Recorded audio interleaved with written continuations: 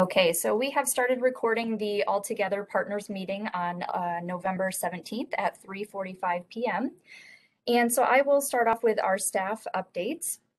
I just want to give a quick update on, we had National Prescription Drug Take Back Day was on October 23rd. We have some preliminary results that I wanted to share. So we were able to collect 336 pounds of medication.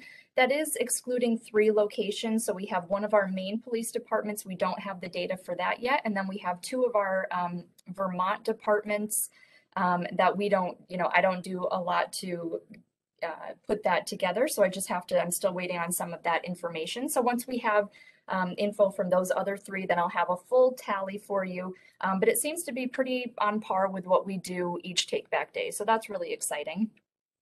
We had 10 different locations participate, which is, again, on par with what we normally do. And then we had 2 community partnerships. So I will talk a little bit more about that community partnership, one community partnership in a bit, but the other one was working with the Lebanon Housing Authority. We went to Lebanon Towers and gave the opportunity for the residents there to bring their medications downstairs for a certain amount of time during Take Back Day. And we've gone to a few other locations within Lebanon Housing Authority in past Take Back Days, and it's always very successful. So we'll continue to look to do that in the future. And then we partnered with Stacy and with Hypertherm to have, and I know we've already talked about this in past meetings, but to have a specific Take Back Day for the associates at Hypertherm the Wednesday prior to Take Back Day. And Stacy, you can chime in, but I think that was a very successful event. We filled the box at least halfway, if not 3/4 full, which in my eyes, that's a very successful Take Back Day. We were there for, I think it was about 2 hours, and we had somebody from the Lebanon Police Department there with us. And then we also tabled offering Narcan, doTERRA bags, medication lock boxes, and then just general information about what we do it all together. So it was a very successful event. I'm not sure that we're going to be doing this every single Take Back Day because, again, there are 2 Take Back Days every year, but looking to certainly do this at least every year, every other year for the associates. And then we're hoping we're going to be working with Stacy and her network of contacts to reach out to other large employers across the Upper Valley to see if they would be willing to host a special Take Back Day prior to the actual DEA's Take Back Day for their staff, faculty, whatever the organization is, to offer it to those folks as well. And then we'd like to just expand to more community partnerships. So a lot of the events that we do outside of going to the actual police department are not necessarily open to the public, whether it's because it's of COVID or, again, it's during business hours. So we're looking to expand a bit further for April and have something that the entire community could come to this, this one location, in addition to going to their local police department as well. So overall, it was a very effective, successful Take Back Day, as it usually is, but we're just always thinking of how we can make it a little bit bigger and a little bit better for each one. So any questions about Take Back Day before I move to my next thing? I had a quick question. Sure. I know in past years, sometimes there's, they report that there's of people bringing stuff in like the week before because they've started hearing about it. Do you know if that happened this trip? Because sometimes people become so much more aware that they bring stuff in when we're not even asking them to. And I was just wondering if there was kind of a run up to that. Yeah, I'm not sure. I haven't heard from our local police departments that people are bringing it up, but a lot of our police departments have a drop box that's there, Right. every day anyway. So they wouldn't, I don't think the police departments would necessarily know if it was just in anticipation of Drug Take Back Day or if it's people just bringing in medications to drop off. So, but we Okay. certainly can ask, we can ask about that, but there's always those bins at the majority of our police departments. Cool. Any other questions about Take Back Day? Okay, so the next thing that I want to share, hopefully everybody had a chance to read our newsletter or maybe our Facebook post. And Stacy, I'm sorry, but I'm going to call you out one more time. I feel like we have done it 100 times, but we would like to share with everybody and just take this opportunity to thank Stacy for everything she has done. So we at the Upper Valley, the Regional Public Health Network, we were asked to nominate somebody in our community that, I want to make sure I get the wording right, who has worked tirelessly during the past year to promote healthy, substance-free living. And the first person that came to mind immediately was Stacy and all of the work that she does for the Hope Foundation and at Hypertherm. So we nominated her, and this was for the DEA Operation Engage Excellence in Leadership Award. So Stacy, we were able to nominate her, and she was awarded that award. And I just want to point out some of the reasons why we decided to nominate Stacy. So we have that she is an incredible champion of substance-free living and inclusion in the Upper Valley community. Stacy is a key partner of all ours here at Altogether. And we feel that she's always looking for ways to benefit Hypertherm and the associates in the community and the business networks that she works with. We really feel like whenever we talk about something at Altogether, Stacy is always looking for ways to just, how can I bring this back to the associates? How can I get my hands on whatever resource you're talking about and bring it back to the task force that I'm a part of, or just bring it back and get it in front of the parents that work at Hypertherm. And that's exactly what we're looking for. We're looking for that champion to bring back this information that we are here to provide you and spread it out and spread the wealth and the knowledge. Stacy worked really hard to implement these nalox boxes across the location. So they are located next to the AED. So Stacy, you can have the opportunity to talk a little bit more about that if you'd like. But again, it's just in another way for her. She works with the Substance Use Disorder Task Force that brought Narcan trainings to the associates, and again have these nalox boxes. It was Stacy's idea to have us have this special take back day for the associates at Hypertherm. So we were able to partner with Hypertherm and with the Lebanon Police Department to give the associates that opportunity. And I'm certain there's a lot more that Stacy has done before, myself and Hillary and Danielle came on board. But those are just some of the things I can think of through this past year. So we are, on behalf of all of us, we are so grateful to have a partner like you, Stacy, and we're so thankful for everything you do. And just wanted to take this opportunity to recognize your award and thank you again. Well, thank you guys. It's okay. We're good. Move on. No, but I do appreciate the recognition. It's really sweet. But honestly, I'm grateful to all of you because without all of the resources and help, we wouldn't be in the position we're in. So we've only gotten to where we've gotten because of Altogether in the early days, and you guys continue to support us. So thank you. I'm very grateful that you've nominated me. It's actually, you can see it's a very cool, like clear state award, which is kind of neat.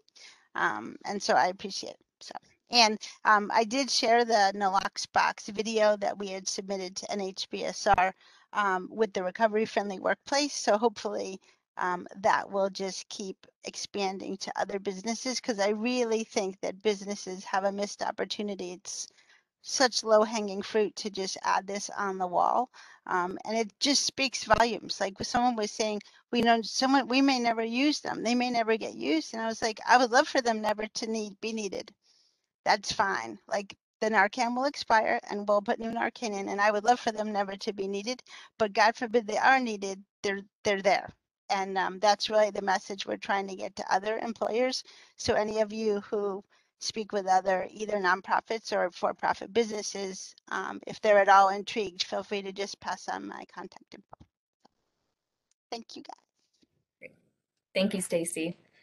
And the last thing that I just wanted to share was a quick reminder that we are going to be hosting a virtual presentation of vaping unveiled tomorrow. We have Kim Coronis from Breathe, New Hampshire. So that will be starting at 6:30. We have about 11 people registered right now, which is great. I've been asked to record it so that they can, somebody can share it with some other people that are not able to attend this. So as usual, we will have it recorded. It will be on our YouTube channel for anybody that would like to pass that information on. And feel free to just put something in the chat if you'd like me to send a registration link, and I can get the Zoom information out to you. And that's all the updates that I have. Thanks, Andrea. Danielle, do you want to provide us with some updates on young adult strategies? Yeah, absolutely. So recently I have been working, I have been conducting a needs and gaps assessment. So I'm just in the process of finishing up those interviews and a focus group with young adults. And I'll be kind of wrapping those up in the middle of December. And then I'm also in the process of reaching out and to local employers of young adults and local groups of young adults to do the resilience and thriving training that I mentioned in the past. And if people aren't aware of what that is, I can have Hillary or Andrea include a quick recap in the notes. But yeah, I'll be conducting that training. So if anyone has any interest in that, if they work with young adults or know any young adults I could get in front of and conduct that training, that'd be really helpful. But I think that's all I have. Hillary, if you want to give your updates. Great. Thanks, Danielle. So a couple updates from my end. We're going to dive into the community survey results, but did want to let folks know when we got these results for the community survey, we didn't have a great response rate compared to 2018. In 2018, we had over 400 responses, and in 2021, we had about 225. So not super great. We're not super shocked by that, but because we didn't have a great response, and because Andrea and I are both so new to this, we wanted to take this opportunity to have some stakeholder interviews with folks in the community. So we've been reaching out to folks in the community and having some conversations, just trying to learn what people are seeing in the community in regards to youth substance use and youth mental health. So we've had a conversation with the captain at Lebanon Fire. We've had a conversation with a counselor at Dartmouth College. And we've got a few more conversations scheduled with some other local law enforcement, hopefully a couple more fire EMS personnel, and anyone else that you guys know of that would be worth us talking to. We are open. So feel free to connect us. We've reached out to a parent that Lyndsay has connected us to have a conversation.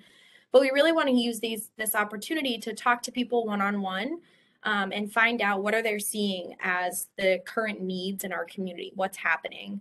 That way we can compare what they're saying with our data that we're getting from the community survey, knowing that we won't get youth risk behavior survey results, the YRBS data, for a little while. So this is the data that we have. The YRBS was last done in 2019, so it hasn't been done in COVID. So we're using this qualitative data, but also the information that we got from our community survey to help drive our prevention activities in the year moving forward. So if you have anybody that would be worth us chatting to about substance use and youth mental health, please send us their contact information, or if you would like to make a warm introduction via email, that would be fantastic. So we'll dive into community survey results. Danielle is going to share her screen so that Andrea and I can see our notes. She's going to share the slides for us.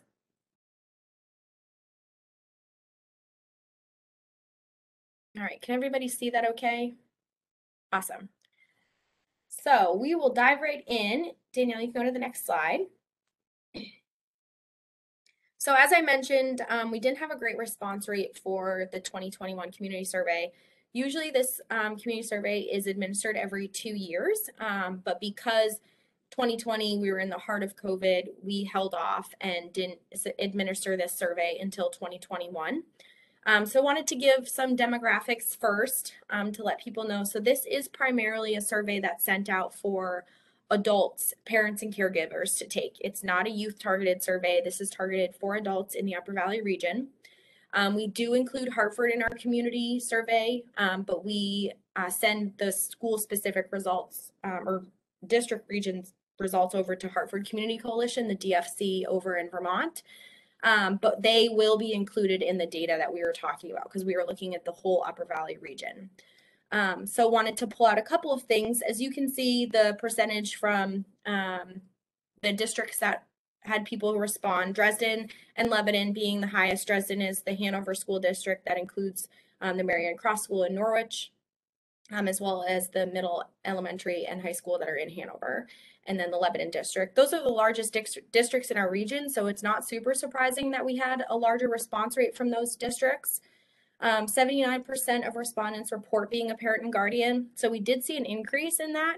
We also saw an increase in people reporting not being a parent and guardian. So that was up to 21%, over 17.7% in 2018. So kind of interesting to note, but just wanted to provide some background demographics as we dive into these results. You can go to the next one, Danielle. So this shows the percentage of respondents who have children, who report having children in these age categories. So as you can see, the largest percentage at 47% of our respondents say that they have kids over the age of 18 years old. And then the next 15 to 18. So that 12 to 14 and 15 to 18, that middle high school, that's really the age group that we're primarily working with and wanting to push out this prevention messaging to, and these activities that we're working on is to that middle and high school. So it's good to see that we've got a good chunk of respondents that have kiddos in that age group, but it is interesting to see that we had almost half of our respondents have kids over the age of 18. And thinking about, diversity, obviously we know that Upper Valley is not a super diverse area, but we did want to call out, we did ask some of those questions on our survey. 94% of our respondents report being white, 2.3 report being of American Indian or Alaskan Native, which is an increase from 2018. We did have 1.7% report being Asian and 1.7 report being Black or African American. Next. So this gives you an idea of where we marketed this community survey to. So you can see the change from 2018 to 2021. Really wanted to highlight and call out the school newsletter. So you can see I made that green so that we could see that that was the biggest change. In 2018, that was where we got most of our respondents heard about the survey and took the survey. And then in 2021, that dropped almost half. So thinking about how we had almost half of what we had in 2018 respond in 2021, and knowing that the school newsletter response dropped almost half, you can sort of defer that that's a big gap. We know that schools weren't really super active. They were pretty at capacity, not necessarily wanting to push a community survey out to parents. But that was an area that we really lost some of our responses from. So we know now going into, 2 years from now when we're administering the survey again, that that's really where we want to push this survey, because that's where we're going to get the best response rate from folks. We were a little interested knowing that we weren't going to any community events in 2021. So we didn't have that face-to-face contact to talk to people about the survey. But looking at this, nobody in 2018 reports hearing about the survey from a community event. And we didn't have anyone from 2021. So it's good to know that we were really worried about not having that connection with folks, but knowing that that's not where we were getting responses from people, that's good to know. We don't need to put our energy in regards to the community survey out at these community events, and we should be putting it into the school newsletter, the listservs, the personal emails. Our Altogether website increased in 2021. We had a new website, so that's pretty cool to see that our new website was driving some traffic and getting people to respond to our survey. Go ahead, Danielle. So this, we're going to be doing some comparing between the 2021 community survey and the 2019 YRBS, which is the Youth Risk Behavior Survey. The Youth Risk Behavior Survey is administered at the schools, and you can go back up, Danielle. Perfect, that one. So the Youth Risk Behavior Survey is something that the schools do, and then we get the results. It's a national survey, so some schools have already taken it for this year, the 2021, but we probably won't have results for that for a year and a half, maybe 2 years. And so just wanted to make sure that we pull out here, while we are comparing the 2021 community survey with the 2019 YRBS, please note that these are different populations. The community survey is targeted to adults and parents and caregivers. The 2019 is youth taking the survey. So, but we wanted to look at these two together so that we can see this is what adults are seeing, and then this is what youth are reporting. So some of the questions aren't asked exactly the same, but we wanted to call out the similarities between the questions and the differences in the responses. It's also important to note that some questions on the New Hampshire YRBS are asked differently than the Vermont YRBS. So just wanted to put that out there before we dive into this. And please, if you have questions as we go through this, please stop us and let us know. Or if you have a question about something you're not seeing, we might have data for it, so we can pull that up and chat about it as well. So as you can see, the question on the community survey: indicate the extent to which you agree or disagree with the following statements. It is okay for youth under the age of 18 to use alcohol at parties if they don't drive. So that decreased of people disagreeing or strongly disagreeing. So that's a negative change. We don't want that to happen.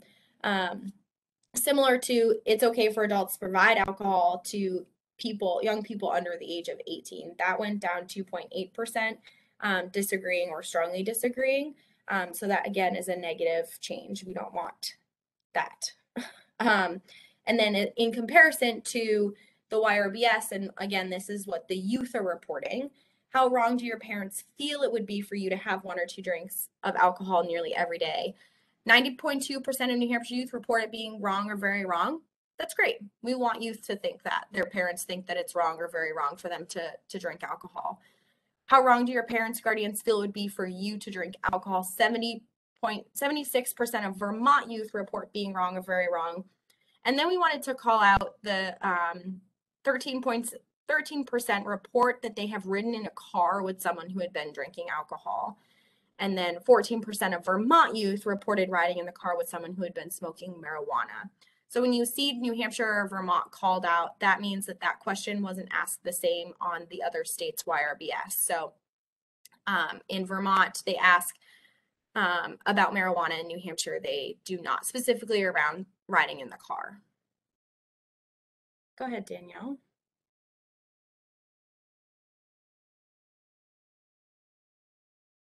So again, comparing community survey and YRBS, this is in regards to social norms again. So indicate the extent to which you agree or disagree. Alcohol is widely used in my community by people under the age of 21. 75.7% of our, again, adult respondents agree or strongly agree. And then you can see the marijuana is used widely in the community by people under 21, 73.1% agree or strongly agree, and prescription drugs are widely misused in the community by people under the age of 18. 44% agree or strongly agree. So then looking at the YRBS data, this is again self-reported, but 28% of youth report having at least 1 drink. 19% of youth reported using marijuana at least once, and this is past 30-day use. And then you can see prescription medication, only 2% report taking any prescription medication without a prescription or differently than how a doctor told them to use it. So we have adults, 44% of adults thinking that prescription drugs are widely misused in the community by people under the age of 18. And then you have the youth reporting that only 2% of youth are reporting that they're misusing prescription drugs. So we could see that alcohol is the highest percentage of youth reporting in the past 30 days, and then marijuana. So it's interesting to see the difference between what adults are perceiving as being used by the youth, but then also what youth are self-reporting when they're taking this YRBS data. And again, this helps drive what prevention measures we're doing in the community. So taking what we're seeing on these surveys and having these stakeholder interviews is helping us figure out what activities are going to make sense for our community right now. And again, that can change when we get new data, but right now this is what we're using to help drive our activities. Hillary, I would also just call out that in the community survey, when we ask community members, we talk about people under the age of 21, and the YRBS is really high school age children. So there is that 3-year gap there where you've got some adults in the community when we're asking them about, I can't see the last question if prescription drug says age of 21 or age of 18. 18. So for at least the first 2, we were asking the community to think about anybody who's not legal to consume alcohol. And the data that's being reported from the YRBS is mostly high school kids. So there is a little bit difference there because we're asking about a slightly different we're comparing two slightly different age ranges, but I think this is always so fascinating about what the adults think versus what the students self-report. Yeah, definitely. Thank you. Thank you. Thanks for sharing this. Go ahead, Danielle. All right, so that's me. So let's take a look at some of the risk and protective factors that we ask about. So here we asked if adults believe that youth in our community are made to feel valued. And we have, oh, I have a typo in my notes. So I think that's 52%, I think, responded agreed or strongly agreed, which unfortunately is a 1.8 percentage decrease from what we saw in 2018. So I want to point out that there used to be a question in the YRBS for both states asking if youth were made to feel valued, or something about if youth felt like they mattered in their community. And I know that New Hampshire has eliminated that question. I can't remember off the top of my head. I just looked at the 2021 Vermont YRBS questionnaire, and I cannot remember if it's still included. So that's, I just want to point out that that's one of our challenges, is that whatever we ask on the community survey may be based loosely on the YRBS, but both states have the opportunity to eliminate questions at their will. So we may have a year or two worth of data, but we may not be able to have trend data moving forward if they remove those questions. So please just keep that in mind. So again, they used to ask that question. I don't have the data for that. So we looked at what other question could we pull out that kind of sort of went along with youth feeling valued in their community. And so we looked at, there is one question on both questionnaires that asks, over the past 12 months, have you ever felt so sad or hopeless almost every day for 2 weeks or more in a row that you stopped doing some usual activities? And we had 28% of the Upper Valley youth, so again, that's both New Hampshire and Vermont schools in our region, reported yes to this.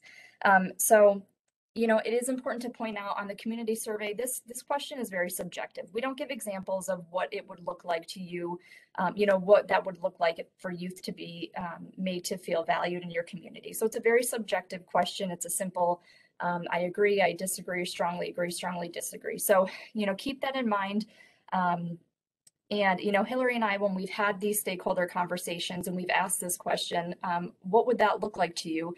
It's a little bit difficult for people to put into words what made to feel valued looks like in our community. So I would encourage you, as a little bit of homework to think about that a little bit. Like, what does that mean to you? What would that look like to you? And that would just be helpful to hear some of your feedback a little bit later. Danielle, you can go to the next slide, please. So looking at the risk and protective factors continued, when asked if during the past 12 months, the adults had talked with their child or any other youth about the dangers of tobacco, alcohol, and other drugs, we have 65.3% of participants said that yes, they had had that conversation. But so the way that it's the options, you can say yes, no, or not sure, you just don't remember. We did see a 6.7% increase in those that responded no to having that conversation from 2018. So that's something we want to keep our eye on in terms of people just not having that. So in the YRBS, the New Hampshire side, they used to ask the question if parents talk to youth about the dangers, but unfortunately for 2021, that question has been removed from the questionnaire. So if we do look at the YRBS results, we have nearly 70% of the New Hampshire youth reported hearing, seeing, or reading a public message about avoiding alcohol and other drugs. So that's really great that a large majority of youth are still getting that messaging, but it's important that we have those conversations at home as well and not just rely on this public messaging that they're either hearing in the schools or hearing on the radio, thanks to Bob, or some of the efforts that we're putting out there. So then when asked if adults in their household make clear to youth the kind of consequences that will happen if youth violate household alcohol, marijuana, and other drug rules, we have 69.4% said yes, which unfortunately is a 5.1% decrease from 2018. So if we look at what youth are self-reporting about whether their parents or adults have clear rules and consequences for their behavior, and it's important to point out it's not necessarily behavior just around substance misuse, it's just a general behavior question. We have 77% of New Hampshire youth agreed or strongly agreed that there are clear rules and consequences for their behavior. So clearly work still needs to be done in these areas, but it seems like people are starting to have these conversations with their children or with youth that are in their lives, and that youth feel like there are some clear rules around their behavior. Next slide, please. So looking at alcohol practices, respondents were asked what sort of practices on the community survey they had if they kept alcohol at the home, with the following options. They could choose that they track it, they instruct their kids not to take any, they don't do anything special, they keep it locked up, etc. The most common response, excuse me, that we received was that people keep track of it to make sure that no one has taken any. And I want to point out that we saw a 12.7 increase in that response from 2018, which is good. But we also saw a 2.5% increase in people noting that they don't do anything special to keep track of their alcohol when they keep it in the house. So we wanted to look at some of the YRBS statistics around access to alcohol. So 63.5% of Upper Valley youth reported that it would be easy or very easy to get some alcohol, which is a 10% increase from 2019. And 3.7% of New Hampshire youth report taking that alcohol from a store or a family member. So, we really just wanted to point out the, ease of, access to alcohol and where youth are reporting that they are getting the alcohol from. And so just to point out where youth are getting it from is only a New Hampshire question.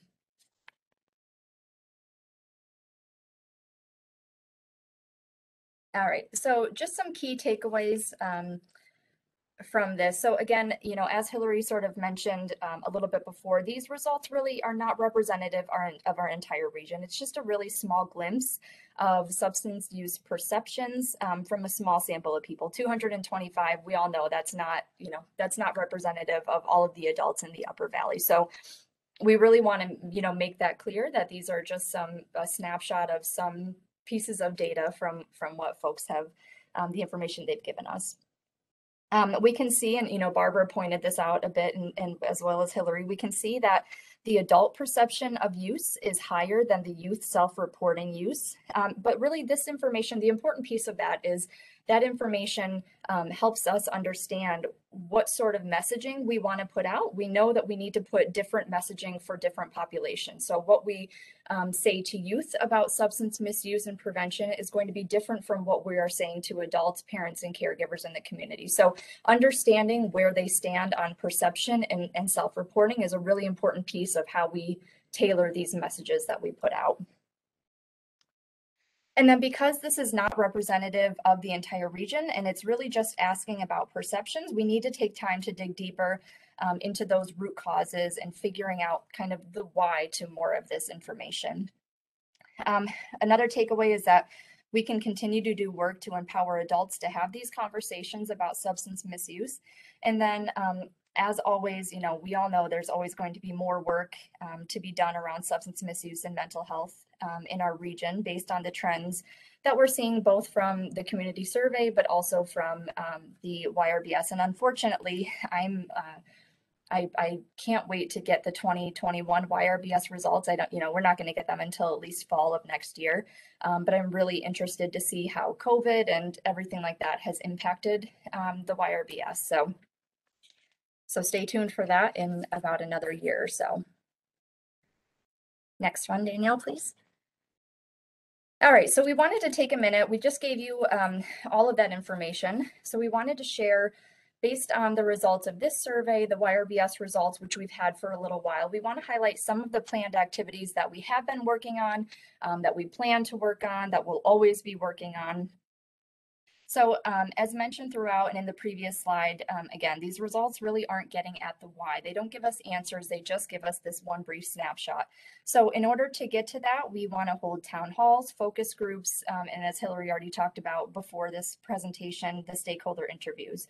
So, everybody here knows that COVID really impacted our ability to hold these in-person town hall events the past 2 years. So we tried to hold some virtual focus groups, which unfortunately there was little to no interest in those initial ones that we had. So instead, we've been really working on conducting these stakeholder interviews. So I think we've gotten some really good information already from the few that we've had.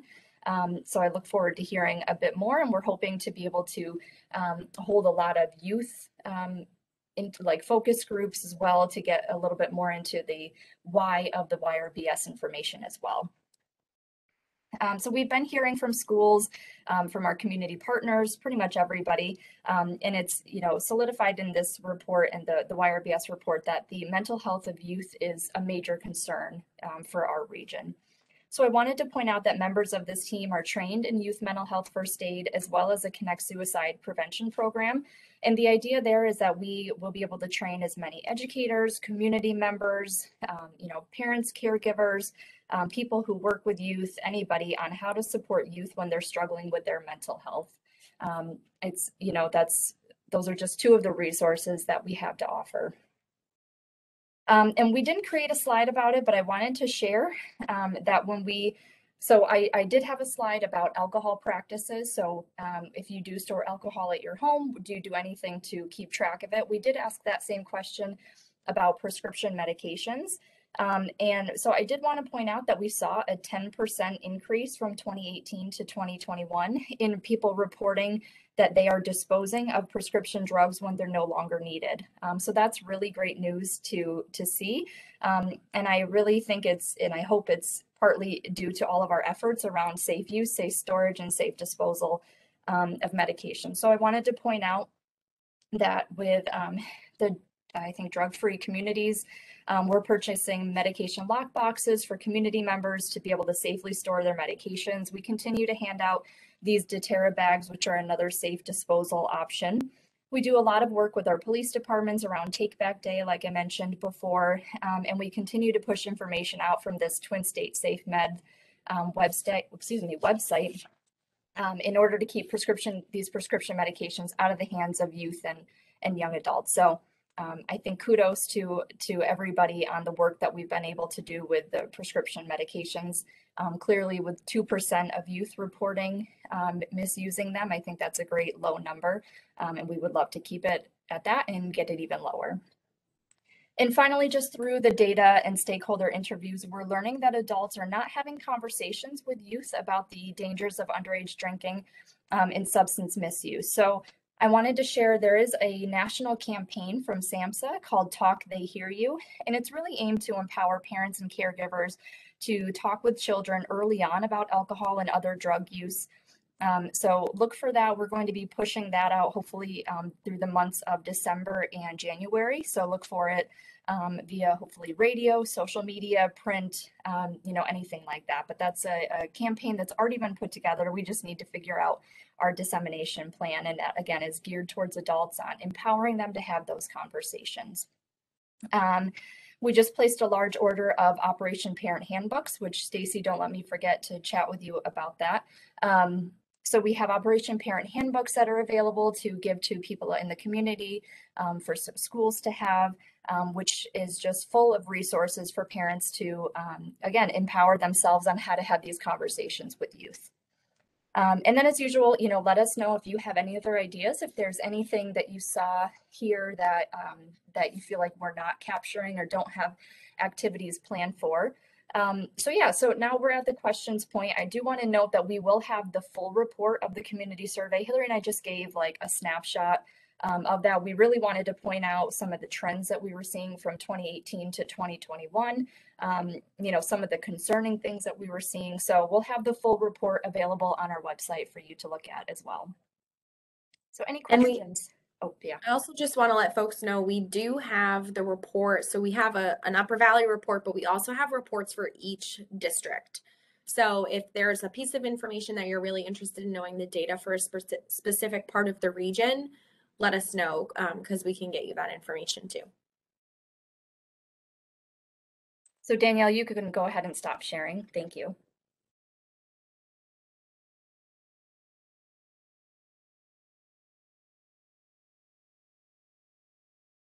Anyone have any questions for us? I know it was a lot of information.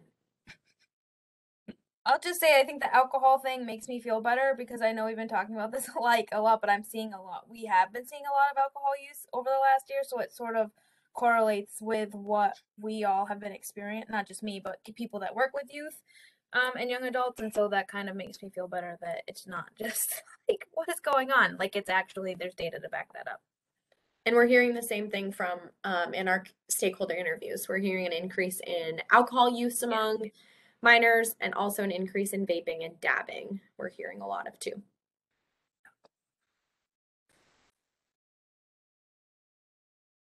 I guess I was thinking we really have been focusing on, I mean, we say substance use disorder and we know it's all inclusive, but as far as the parental guidance and the education, I think we haven't been focusing on alcohol as much as we can. So that was a good reminder to me that we should be including some of that more. Yeah, to get more people to hear the good work that you guys are doing. And if you guys think of anything, you can always shoot us an email, and we're happy to have one-on-one conversations with folks about data that you might be interested in, or again, like I said earlier, if you know of someone who would be worth us chatting with about what they're seeing in the region, feel free to connect us. But so if you have questions later on, or if you think of something late at night or wake up at 1 a.m. and have a thought, feel free to email us. Hopefully we don't respond at 1 a.m., but you never know. So we'll dive in. Lyndsay is going to chat with us about some changes that are on the horizon. So Lyndsay, the floor is yours. Yeah, so New Hampshire is going to be going through what is called the New Hampshire Probation Transformation. We got alerted to this about a year ago to let us know that this would be happening, and there has been lots of questions around what this means. There are still a lot of questions around what this means, so I have a very rough idea.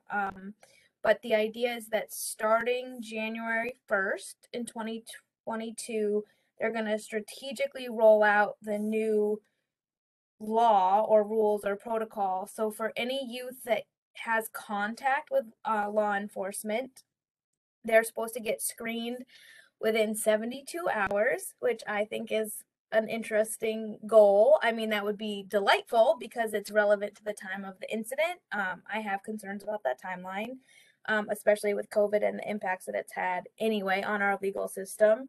But side note, so after the screening that happens with what they're calling JPPO assessment workers. So some probation officers will then turn into assessment workers, and they'll be trained in an assessment tool to give us the results of risk and need. So are they at low, moderate, or high risk based on some factors? If they're low or moderate risk, the assumption and the direction is that they get referred to diversion. If they're high risk, then they get referred to probation. The idea behind this is that we're being more restorative with youth, which I think is wonderful, acknowledging that their brains are still developing, which I think is wonderful. For me, the concern comes in because there's still a lot of questions about if they screen high risk in the area of substance use and or mental health, they're supposed to be referred directly to treatment. So for me, this is concerning because A, there is no substance use treatment facility in the state of New Hampshire for youth, and mental health is very, very hard. I was in the ER last week with a client, and there's a 30-person wait for Hampstead Hospital.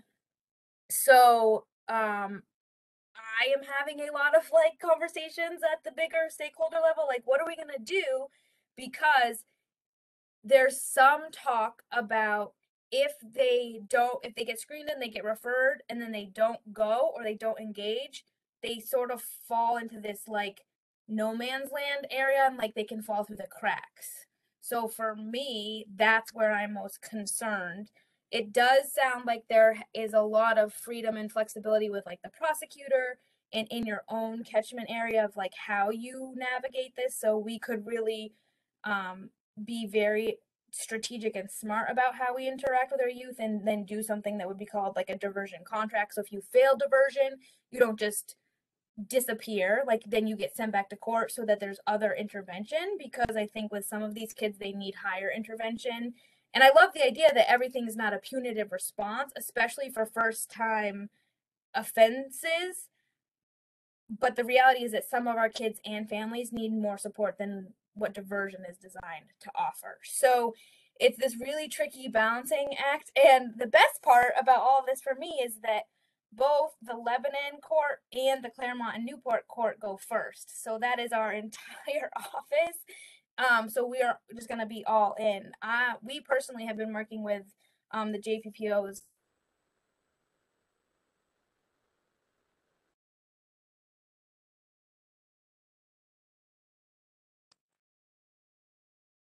Oh, we lost Lyndsay. This happens in every meeting, Andrea, that we are, oh, No, what happened? You got the Andrea Hillary curse. Your internet cut out for a second. But then like brought me back. So weird. Okay, so where did I get kicked out? You were talking about this affecting our region first. Oh yeah, so the Lebanon court is going first, the Newport court is going first, and the Claremont district court is going first. So we've been working with our JPPOs to sort of strategically plan. I'm supposed to meet with a prosecutor in Lebanon in the next couple weeks to sort of just say, how do we modify this? Because anyone that knows me is like, I'm going to just do whatever needs to be done, basically to make sure. My goal isn't to get kids in trouble. It's just to make sure that no one gets like left behind. And my concern is we're going to quickly run out of places to send these kids, whether it's therapists that are in the community already or kids that maybe haven't been engaged with law enforcement before, or prosecutors can sort of say, I don't want anything to do with this. I don't really care what happens. And there's been a lot of that happening around the state. So that's that in a nutshell. We have another meeting tomorrow. They're called the affinity groups for probation transformation. And in the notes, I put in the link, and I can copy and paste it into the chat too, of where you can find information about the probation transformation. But it's causing a lot of people stress because JPPOs who have been doing this work for like 30 years are worried about losing their jobs. It's money, like who's going to pay for all of this, because a lot of the diversion agencies around the state are nonprofit. So like, how do we fund that? How do we afford to hire additional staff? Because the projected increase in clients is astronomical. So it's a good model. It's kind of like what Vermont does, actually. So we're used to it in this office because we're used to the Vermont legal system being more restorative. So for us, it wasn't a shock. It was just more like, okay, how do we do this so it makes sense and the intervention are meaningful for the youth and families? So that's what's happening. Wow, that's a lot. It is a lot. Please keep us posted on how things go tomorrow. We'll be curious to know how that all goes, but it sounds like this has the potential to have a significant impact on our region first. So I guess we're the guinea pigs. Yes, and I think that that was a choice for a reason. I think we're pretty strong in this area, especially with like the relationship that like diversion and probation has. That's actually why they recorded me today, was to talk about that a little bit. I have been very vocal at these meetings because the first couple meetings were, oh, this is why restorative justice is a good idea. And I finally said, no one is arguing the science like behind restorative justice. We're asking for what are we going to do? And what's happening is all of these other agencies from other states are coming in to present on why restorative justice works, but no one's really talking to anyone in New Hampshire about how this will look once it's implemented. And the reality is it's 2 months away. So they're finally going to have a New Hampshire conversation tomorrow. Plenty of time. Plenty of time. Well, thank you, Lyndsay, for filling us in on that. And I'm sure you'll keep us posted. Absolutely. Andrea is going to take over facilitating the end of the meeting. I have to go get my kiddos. I don't have childcare picking up my kiddos today. So thank you, everyone. It was nice to see you all. Happy Thanksgiving. And I hope everyone has a safe and healthy holiday. And we'll see you guys soon. Andrea, the floor is yours. Thanks, Hillary. Yeah, so before we just have, one more thing on the agenda, but before we go to that, does anybody have any questions for Lyndsay? It really seems like it's just going to be a waiting game, but anything that she can clarify for you? No, I was just going to say thank you for sharing and good luck. We're here for you. Thanks, Stacy. Yeah, yeah. And I think like parents too, this is going to be a whole new ball game for like how parents engage with their kids in the legal system and law enforcement. So it will be very interesting to see how it goes, to say the least. But we'll figure it out. All right, if nobody has any questions, we'll move to the last thing, and that's just an opportunity for all of you to share if you have any updates from your organization or anything personally you want to share, or if you have any needs that any of us can help you with. Feel free to unmute and the floor is yours.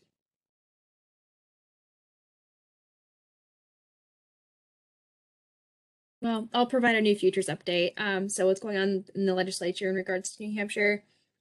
Some folks are already aware that I have probably been on meetings before. The option to participate in the legislative process in New Hampshire remotely will no longer be an option going into the 2022 session, which we do have some reservations for, considering that we still are in the pandemic. And, what we do know is that they'll be live streaming on YouTube, the sessions and such, but that's more sort of a passive way to engage, as a citizen of New Hampshire. And we definitely aren't trying to achieve that. Folks that have mobility issues as well, this has been a very good way to allow their voices to be heard. So we're asking folks to support that. We have a petition that we're signing.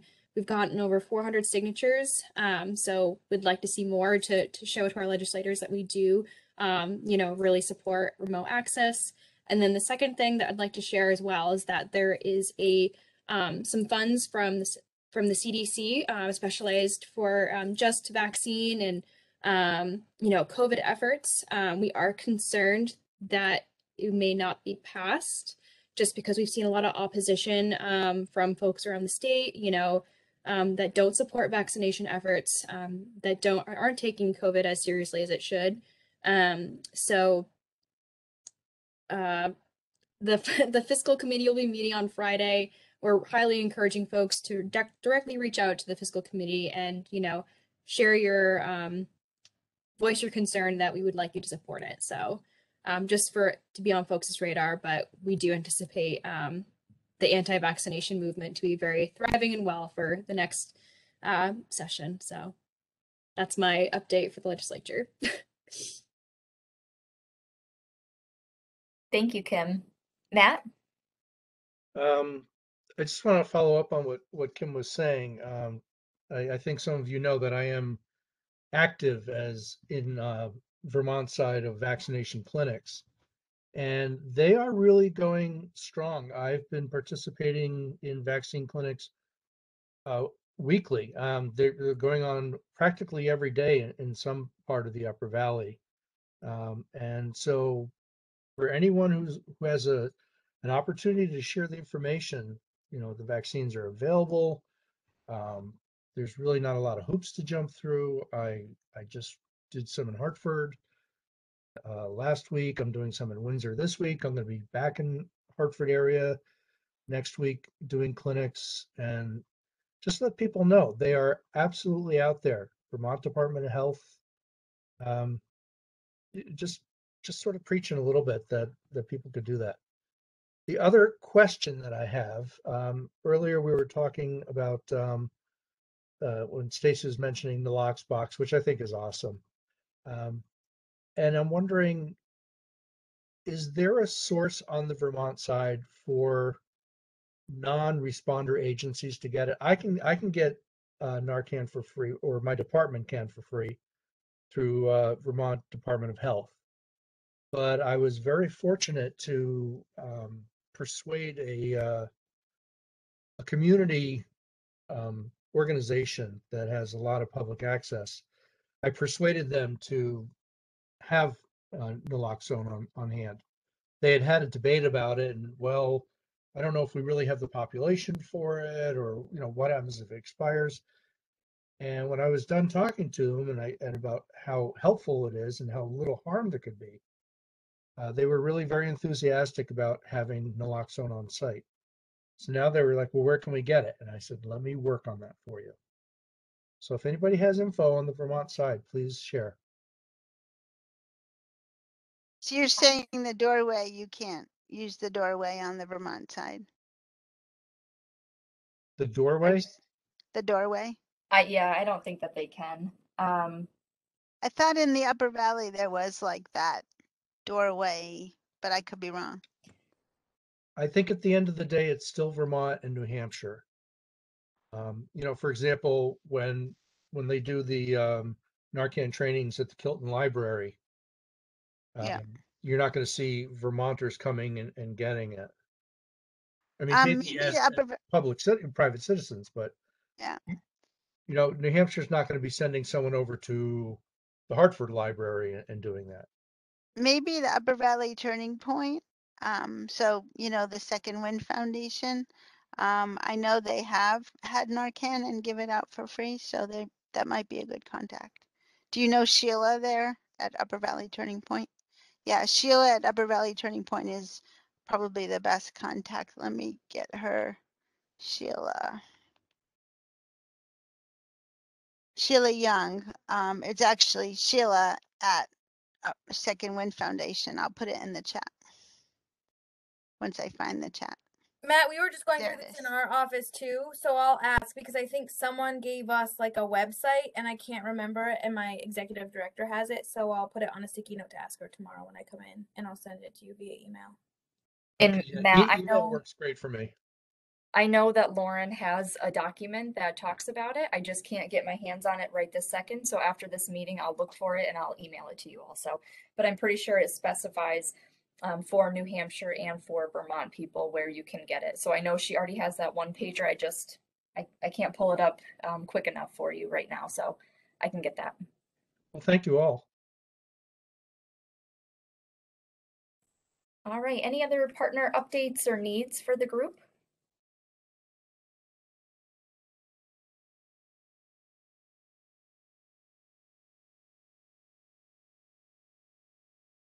All right, so with that, we will end the meeting.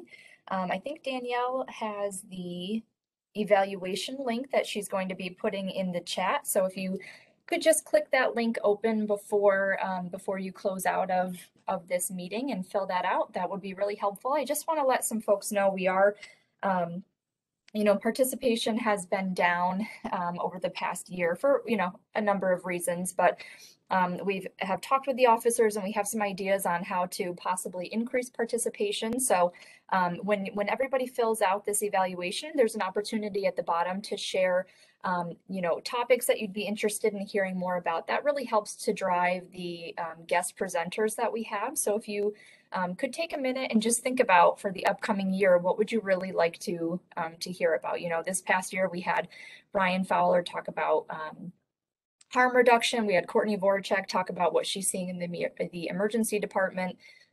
One time we did some YRBS results. We did the community survey.